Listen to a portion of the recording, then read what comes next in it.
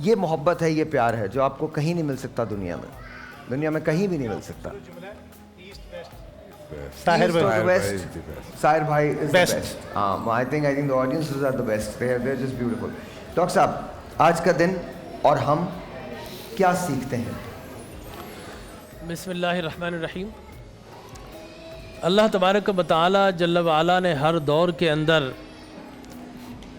ایسے کمال انسان پیدا کیے اور وہ آئے اور پوری انسانیت کے لیے رہنما بن گئے، رشد و ہدایت کا ذریعہ بن گئے، پیغامبر بن گئے.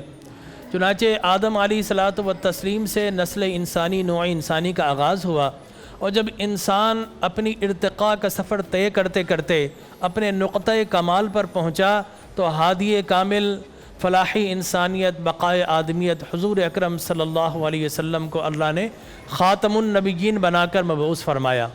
اور حضور اکرم صلی اللہ علیہ وسلم کہ اصحاب کو نہ صرف یہ کہ حضور مصطفیٰ اور مجتبیٰ ہیں، مصطفیٰ کا معنی ہے چوزن ون، ٹھیک ہے نا. ہم کسی کو منتخب کرتے ہیں 5 سال بڑی مشکل سے گزرتے ہیں، پریشان ہوتے ہیں، لیکن اللہ جس کو منتخب کرتا ہے نا، ٹھیک ہے نا. واہ واہ، اچھا جملہ ہے، تالیاں بجائیں، کھل کے بجا دیں، اب تو روزہ کھلنے والا ہے. ہمارا چناؤ بڑا آرڈنری ہے اور میکسیمم 5 سال کے لیے، لیکن اللہ نے اپنے نبی کو چنا ہے، منتخب کیا ہے تو قیامت تک کی نبوت عطا فرمائی ہے. سبحان اللہ. خاتم النبیین بنا کر بھیجا، اور پھر ان کے اصحاب بھی سلیکٹڈ ہیں، chosen, they are also chosen once.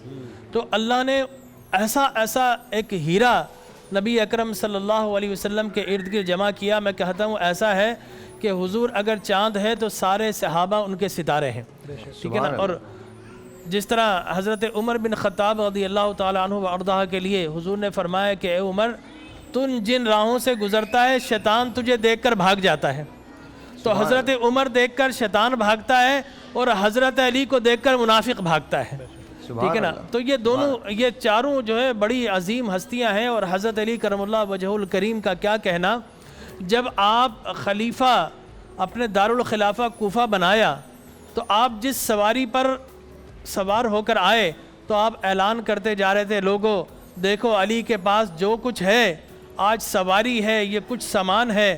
علی جب واپس کوفہ سے جائے تو دیکھ لینا، اگر اس سے زیادہ اگر کچھ نکلے تو علی کا محاسبہ کرنا. اللہ اکبر. ساحر بھائی آپ نے توجہ نہیں دی، یہ آج کے حکمرانوں کے لیے لیسن ہے، سبق ہے. نہیں میں بالکل توجہ، میں آپ کی آواز بڑھوانے کی کوشش کر رہا تھا، میرے کان آپ جی بالکل آواز واقعی کم ہے. جی تو حضرت علی جب آئے کوفہ میں تو آپ نے اعلان کیا، لوگوں دیکھو میرے پاس جو کچھ ہے، اگر میں واپس پلٹوں اس سے زیادہ سوئی برابر بھی زیادہ ہو تو تم میرا احتساب کر سکتے ہو. سبحان اللہ. ٹھیک ہے نا. تو یہ وہ مینار نور تھے. اور میں بہت سارے ہمارے ہاں جو ہے علماء نما اور ذاکر نما لوگ آ جاتے ہیں جو مسلمانوں میں انتشار پھیلاتے ہیں. حضرت علی کرم اللہ وجہ الکریم کوفہ کی مسجد پر پہنچے تو آپ نے دیکھا کہ صاحب ایک بڑا جبہ قبہ پہن کر ایک شخص جو ہے وعظ کر رہا ہے. آپ نے اسے کہا کہ اے شخص یہ بتا، تجھے قرآن کے ناسخ و منسوخ پتہ ہے؟ اس نے کہا جی کچھ پتہ ہے. آپ نے فرمایا احادیث کے ناسخ و منسوخ پتہ ہے؟ یہ کون پوچھ سکتا تھا؟ جو تبحر علمی رکھتا ہے، جو بحر علم ہے. لہٰذا اس شخص نے کہا نہیں. تو آپ نے فرمایا اسے کوئی حق نہیں ہے کہ رسول اللہ کے ممبر پر کھڑا ہو کر واز دے، اسے جبے سے پکڑ کر کھینچ لو. تو یہ حضرت علی کرم اللہ وجہ الکریم کا سبق تھا، لیسن تھا. آج انتشار وہی پھیلاتے ہیں جو کہ تیزی کے ساتھ علماء سے بھی آگے چھلانگ لگانا چاہتے. تو ایسی لن ترانیاں کرتے ہیں، عوام الناس سن کر ان کو مخمسے پیدا ہو جاتے ہیں. اور آج بہت سارے یوٹیوبرز ہیں جو جناب کون سی تعبیرات لے کر مسلمانوں کو تقسیم کر رہے ہیں اور الحاد اور فتنوں کی طرف لے جا رہے ہیں. دوسرا میں ججز کے متعلق کہوں گا کہ ابو الاسود دوئلی حضرت علی کرم اللہ وجہ الکریم کے منظور نظر ساتھی تھے.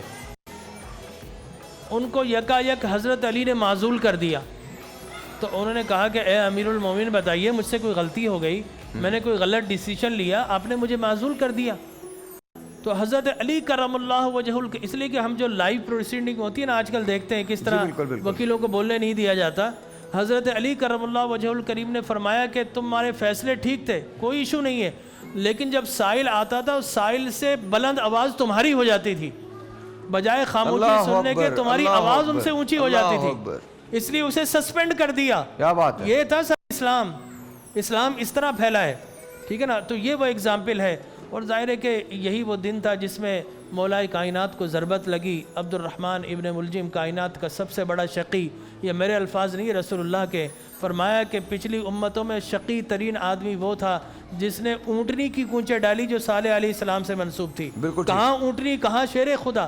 اور میری امت کا بدبخت وہ ہوگا جو علی تجھ پر وار کرے گا، تیری داڑھی اور تیرا چہرہ خون سے تر ہو جائے گا۔ اللہ اکبر۔ اور آخری جب اللہ 3 دن آئے تو آپ سحری اور افطاری براہ نام تناول فرماتے، ایک دن امام حسن، ایک دن امام حسین کے ہاں، اور ایک دن غالباً عبداللہ ابن جعفر ان کے صاحبزادے کے ہاں۔ تو وہ کہتے کہ آپ کھائیے بابا جان۔ کہا اب کیا کھانا، اب تو اللہ کے گھر جا کر رسول اللہ کے ہاتھوں پہ جو ہے وہ جام پئیں گے، اب میں نہیں کھاتا۔ تو آپ نے سارا منظرنامہ بتا دیا تھا۔ عبد الرحمن ابن ملجم آیا کہ سواری دیجئے علی، آپ نے اسے سواری دے دی۔ آپ نے فرمایا دیکھو میں اس کی زندگی چاہتا ہوں اور یہ میری موت چاہتا ہے، میری موت چاہتا ہے۔ اور ایک دفعہ حضرت علی بیمار ہو گئے، اور حضور نے فرمایا، لوگوں نے کہا کہ اب تو یہ بالکل بیمار ہو گئے، شاید موت نہ آ جائے۔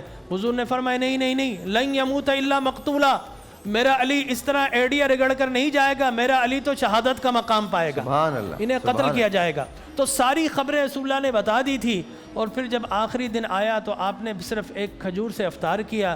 لوگوں نے کہا، فرمایا اب تو وعدے کا وقت بالکل قریب آ گیا ہے، اور میں نے خواب میں دیکھ لیا رسول اللہ مجھے بلا رہے ہیں۔ اور پھر آپ صبح سویرے گھر سے نکلے۔ آج ہے ہمارا کوئی حکمران جو رات کے پچھلے پہر جا کر لوگوں کے دروازے بجائے کہ لوگوں آؤ نماز کی طرف آؤ، سبحان اللہ، اور جو امامت کرنے کے قابل ہو؟ ہماری اسمبلیوں میں تو لوگوں کو سورہ اخلاص نہیں آتی، سورہ کافرون نہیں آتی۔ اگر ہم اگزامپل ویسی دیتے، حاکم وقت وہ ہونا چاہیے جو کم از کم جامع مسجد شہر کی بڑی مسجد میں جمعہ کا خطبہ کہے، اتنا تو کم از کم ہونا چاہیے۔ ہم اسلامی حکومت کی بات کرتے ہیں، لیکن خیر میں اس طرف آتا ہوں، بدترین دہشت گردی تو اسلام کی طرف آئی۔ ہمارے 4 میں سے 3 خلفائے راشدین کو حالت عبادت میں شہید کیا گیا۔ حضرت عمر بن خطاب کو، حضرت عثمان غنی کو تلاوت قرآن، اور حضرت علی کو عین حالت نماز میں شیقی القلب نے زہر کی تلوار سے وار کیا، اور مولا کائنات ایسے عالم میں بھی زخمی تھے۔ امام حسن سے کہا امامت کرو، اور ان کی امامت میں آپ نے پوری نماز پڑھی ہے۔ اور یہ ضربت کا وقت ہے، تو میں سمجھتا ہوں یہ ضربت فقط اس نے نہیں لگائی، قیامت تک کے مسلمانوں کو یہ ضربت لگتی رہے گی، اس لیے کہ دکھ جو ہے وہ آج بھی ہرا ہے، آج بھی ہرا ہے۔ علامہ صاحب۔ اللہ الرحمن الرحیم۔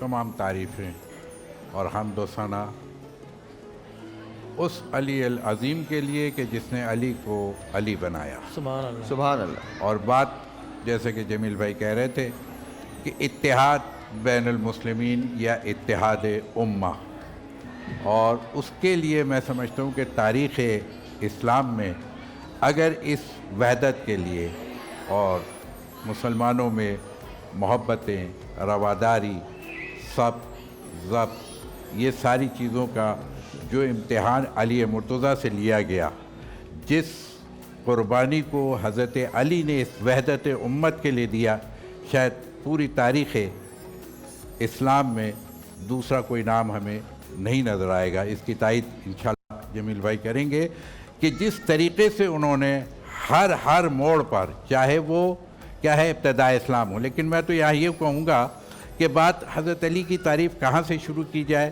اور کہاں ختم کی جائے، لیکن ان ساری چیزوں کو چھوڑ کے میں کہتا ہوں کہ صرف اتنا دیکھا جائے کہ علی کا کردار رسول کے سامنے کس طرح کا ہوتا تھا۔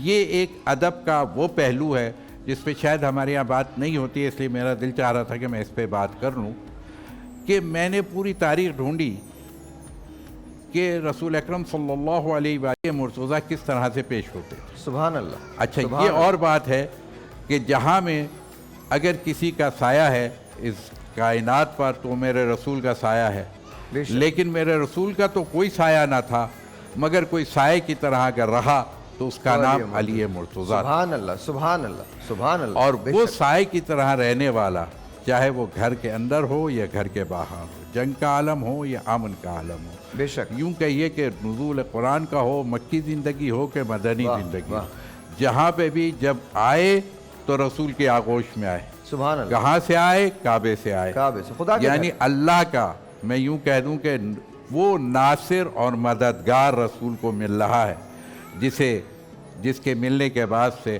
اب اسلام کو اوج آنا ہے، یا وہ منزل آنی ہے کہ الیوم اکملت لکم دینکم واتممت علیکم نعمتی ورضیت لکم الاسلام دینا کی منزل آنی ہے.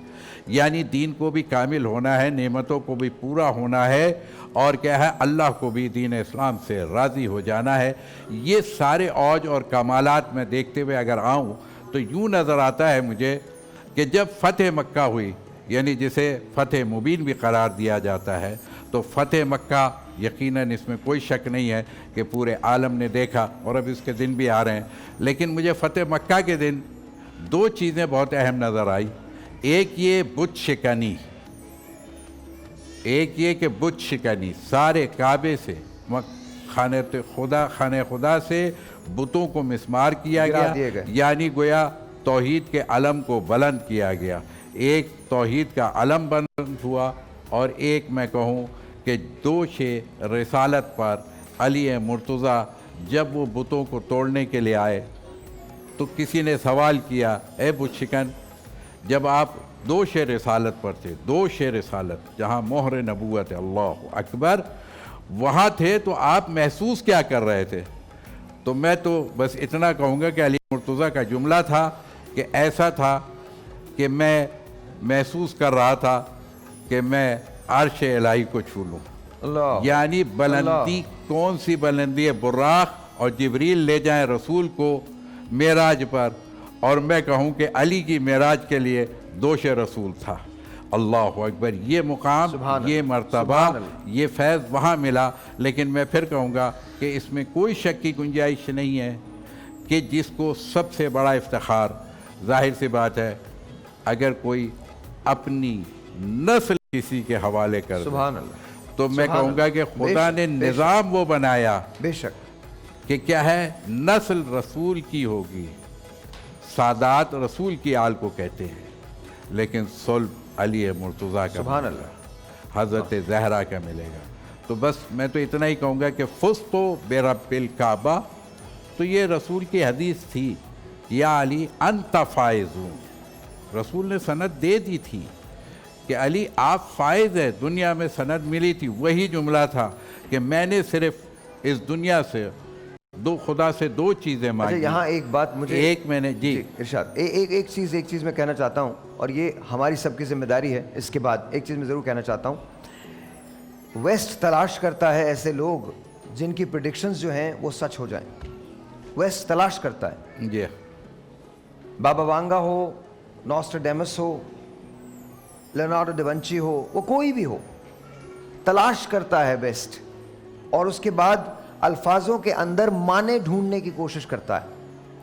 میرے نبی حضرت محمد مصطفیٰ صلی اللہ علیہ وسلم شہادت علی ہو، فتح مکہ ہو، یا غزوہ بدر ہو، بتایا ہے، یا کربلا ہو، بتایا ہے کہ کہاں، کیسا، کون سا واقعہ، کب، کس وقت رونما ہوگا. تو آپ خود سوچ کے دیکھیے کہ جسے یہ سب کچھ پتا ہے اسے اور کیا کچھ پتا نہ ہوگا. رسول کو پتا ہونا تو ایک طرف ہے، یہ حضرت علی کا جملہ ہے، سلونی سلونی قبل ان تفقدونی. مجھ سے پوچھو. ہم پوچھ رہے ہیں کہ ہمارے سر میں بال کتنے ہیں. علی کہہ رہے ہیں میں یہ بتاؤں کہ پانی میں نور ہے، میں یہ بتاؤں کہ جی ہاں. میں ویسٹ کی بات کر رہا تھا کہ کوئی غیب کیا ہو بھلا، جب خدا ہی نہ چھپا تم پہ کروڑوں درود. سبحان اللہ، سبحان اللہ. ایک میں اور ریکویسٹ آپ سے کرنا چاہتا ہوں. میرے ساتھ سارم بھائی یہاں بیٹھے ہوئے ہیں، یہ میری ریکویسٹ ہے آپ سے. سارم بھائی، ایک شیلٹر، انفارچونیٹلی ہمیں شیلٹرز کی ضرورت پڑتی ہے ہمارے ملک میں، لیکن جب تک ایسے حالات رہیں گے تب تک یہ شیلٹرز ہم کو چاہیے ہوں گے. اور یہ میں روزے کی حالت میں کہہ رہا ہوں آپ سے، اگر آپ سارم بھائی کو آگے بڑھ کے سارم بھائی کی ہیلپ کرتے ہیں. میں نے خاص طور پہ، یہ وقت دعا ہوتا ہے، اس کے بعد میں ڈاکٹر صاحب کی طرف جاؤں گا، میں نے خاص طور پہ یہ وقت سنا تھا اور ان سے میں نے ریکویسٹ کی تھی. یہ اتنے شائع ہیں کہ یہ اپنے لیے بول بھی نہیں سکتے. میں نے اس آدمی کا رہن سہن دیکھا ہے، اور میں یہ جانتا ہوں کہ یہ شیلٹر بنانے میں انہیں کس قدر مالی امداد کی ضرورت ہے. آپ کو آگے بڑھ کے سارم بنی ٹرسٹ کی ہیلپ کرنی ہے. بے شک آپ کو آگے بڑھ کے ضرور ہیلپ کرنی ہے. انشاءاللہ آپ خصوصی دعا فرمائیے گا. آپ کل صبح منڈے کی صبح کسی بھی بینک میں چلے جائیں, سارم برنی ٹرسٹ کی ویب سائٹ پہ چلے جائیں, سارم برنی لکھیں, آپ کو ساری انفارمیشن آ جائے گی. لیکن خدا را اس شیلٹر کو بنانے میں ہماری مدد کیجئے. وقت دعا. بس ایک ربائی ٹریبیوٹ کر کے دعا مانگتا ہوں کہ محبوب کبریا پہ رسالت تمام شد, واہ, محبوب کبریا پہ رسالت تمام شد, سلطان اولیاء پہ ولایت تمام شد, شیر خدا پہ شجاعت تمام شد, اور شہید کربلا پہ شہادت تمام شد. سبحان اللہ, سبحان اللہ. صلی اللہ علی حبیبہ محمد وآلہ وسلم. اللهم ربنا آتنا في الدنيا حسنة وفي الآخرة حسنة وقنا عذاب النار. اللهم ربنا ظلمنا أنفسنا وإن لم تغفر لنا وترحمنا لنكونن من الخاسرين. یا اللہ یا رحیم الدنیا والآخرہ, ہم اپنی تمام تر عجز و انکسار کے ساتھ, اپنی تمام تر تذلل و تعبد کے ساتھ, اپنی تمام تر حقارتوں کے ساتھ, اپنی تمام تر عاجزی کے ساتھ, بندگی کے ساتھ, اپنے تمام گناہوں کے ساتھ, اے رب کائنات حالت روزہ میں تیری بارگاہ میں حاضر ہیں, وقت دعا ہے. اے رب کائنات ہم سب کی حاضری کو اور خالی جھولیوں کو اپنی رحمتوں اور برکتوں سے بھرپور فرما دے. آمین. اے رب کائنات عاصی ہیں, روسیاں ہیں, گنہگار ہیں, سیہکار ہیں, بدکار ہیں, لیکن تیرے محبوب کے غلام ہیں اور تیرے ہی بندے ہیں. اے اللہ نگاہ مصطفیٰ پڑ جائے تو سب کی شفاعت ہے, اور تیری رحمت کا ایک قطرہ مل جائے تو اے اللہ سب کے گناہ دھل کر سب پاک و صاف ہیں. تو اے رب ہمارا واسطہ تجھ سے بھی ہے, تیرے پیارے سے بھی ہے. یا رب تو کریم برسول تو کریم, صد شکر کے ہستم میان دو کریم. تو اے رب کائنات تیری کریمی کا صدقہ, رحیمی کا صدقہ, ستاری کا صدقہ, غفاری کا صدقہ ہمارے سارے صغیرہ کبیرہ گناہوں کو معاف فرما دے. آمین. اے رب کائنات تو نے ظاہر بڑا اجلا عطا فرمایا, لیکن یہ من میلا ہے. اے اللہ دل زنگبار ہے, ہماری روح بیمار ہے, ہماری سوچ بے قرار ہے. اے رب کائنات ہمارے فیصلے بیکار ہیں, لیکن اے رب کائنات تو اپنی رحیمی اور کریمی کا صدقہ ہمارا ظاہر اچھا بنایا ہے, ہمارے باطن کو بھی اللہ اچھا فرما دے. آمین. ہمارے دلوں کے زنگ کو دور فرما دے, آمین. دلوں کی کدورتوں کو دور فرما دے. آمین. ہمارے ظاہر کی اصلاح فرما, ہمارے باطن کی اصلاح فرما دے. آمین. اے رب ہماری نیتوں کی اصلاح فرما دے. اے رب کائنات تو نے سب کچھ عطا فرمایا ہے. اے رب کائنات ہمیں قناعت بھی عطا فرما دے, آمین. ہمیں امانت و صداقت بھی عطا فرما دے. آمین. اے رب کائنات ہمیں اچھی زندگی عطا فرمائی ہے, اچھے اعمال بھی عطا فرما دے. اے رب کائنات وہ کام لے لے جس سے تو راضی ہو اور مکین گنبد خضرا کی رضا کی سند مل جائے. اے رب کائنات تیرے حبیب سے جو تجھے پیار ہے اس پیار کا صدقہ اپنی نبی کی امت کی خیر فرما دے. آج رسول اللہ کی امت قعر مذلت میں ڈوبی ہے, یہود ہنوز سب مل کر اپنے سامنے جھکا رہے ہیں, مار رہے ہیں. اے اللہ ہمیں کیڑے اور مکوڑوں کی طرح کچلا جا رہا ہے. ارض فلسطین پر ہلاکت و بربادی ہے. امت مصطفیٰ کی تباہی کی داستان رقم ہو رہی ہے. اے رب کائنات اس دور مذلت میں, اس دور پستی و تنزلی میں تیری جانب ہاتھ اٹھے ہیں. اے رب کائنات ارض فلسطین پر خیر فرما دے. مسجد اقصی کی حفاظت کے لیے جو اپنا تن من دن سب قربان کر رہے ہیں, اے اللہ ہمیں ان کی خاطر قربانی کرنے کی توفیق عطا فرما دے. آمین. اے رب کائنات ہمارے حکمرانوں کو غیرت ایمانی عطا فرما دے. اے رب کائنات کرم فرما دے, خیر فرما دے. پاکستان کے اندرونی اور بیرونی خطرات سے دور فرما دے آمین۔ اے اللہ پاکستانیوں کے جان میں، مال میں، اذہان میں، اقلاب میں، ارواح میں، کھیتیوں میں، کھلیانوں میں، دفتروں میں، گھروں میں، ان کے کارخانوں میں، ان کی دکانوں میں رزق روزگار کی وسعتیں عطا فرما دے۔ اے رب کائنات سب کی خیر فرما دے، جو بیمار ہیں انہیں صحت کاملہ عاجلہ دائمہ تامہ عطا فرما دے۔ اے رب ہماری روحانی، جسمانی، اخلاقی اور اعتقادی بیماریوں کو دور فرما دے۔ اے کریم ماہ سیام کرم کا مہینہ، تیرے حبیب بالخیری من الریح المغسلہ حضور اس طرح آندھیوں کی جھکڑوں کی طرح اے اللہ خیرات کرتے تھے۔ اے اللہ ہمیں بھی اس مہینے میں اپنے نادار بھائیوں کے لیے خیرات و صدقات کرنے کی توفیق عطا فرما۔ ہمارے سارم بھائی اپنے لیے نہیں، ہمارے ہی کسی بھائی کے لیے مانگتے ہیں۔ اے اللہ انہوں نے جو شیلٹر ہوم بنانے کا ارادہ کیا ہے اسے خیر کے ساتھ تکمیل اور انہیں کار خیر ہمیشہ کرتے رہنے کی توفیق عطا فرما۔ ہمارے ساحر بھائی جس طرح رسول اکرم صلی اللہ علیہ وسلم کا عشق ان کے دل میں جو آنکھوں سے چھلکتا ہے، اے اللہ ہم سب کے سینے بھی عشق مصطفیٰ سے روشن و منور فرما دے۔ ہمارے جتنے بھائی اس دنیا سے پردہ فرما چکے ان سب کی قبور پر، تربتوں پر، یہ جتنے لوگ موجود ہیں ان کے اعزاء اقربا، ان سب کی قبور اور کل امت محمد مصطفیٰ کی قبور پر، تربتوں پر اپنی کروڑوں کروڑوں رحمتوں، برکتوں اور انوار و تجلیات کا نزول فرما۔ آمین آمین یا رب العالمین۔